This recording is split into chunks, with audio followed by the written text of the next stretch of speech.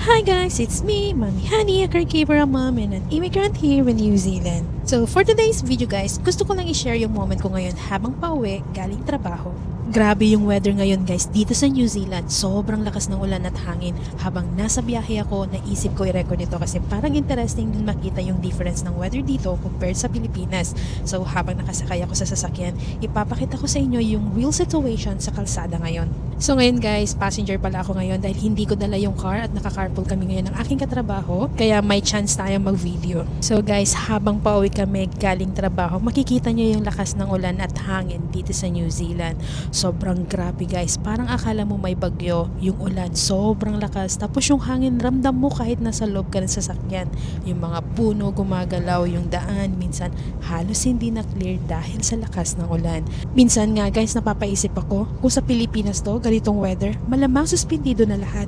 Work, school, lahat, kumbaga lahat guys. May announcement pa, state of calamity at pinapauwi agad ang mga tao para sa safety.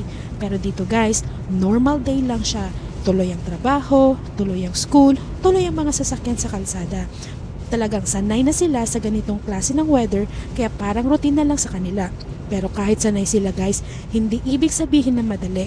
Habang nasa biyahe ako ngayon, ingat na ingat pa rin ang mga drivers. Slow driving, naka-on ang headlights at focus talaga sa daan kasi delikado pa rin ang ganitong weather condition.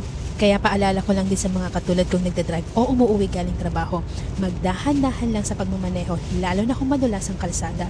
I-check lagi ang wipers at lights bago bumiyahe. At kung sobrang sama talaga ng panahon, huwag ipilit lumabas kung hindi naman kailangan.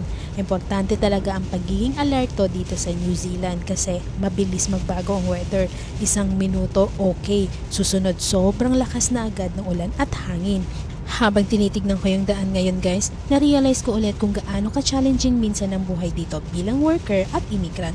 Pero guys, sobrang thankful pa rin kasi safe ako nakakauwi after work. Hindi madali, pero kinakaya, araw-araw adjustment, araw-araw may learning.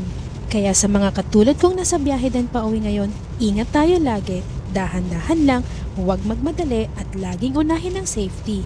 New Zealand life, kahit ganito ang weather, tuloy ang trabaho, tuloy ang buhay, pero laging safe dapat. So that's it for today's vlog guys. Thank you for watching and I hope you like our video. See you in my next vlog. Bye guys!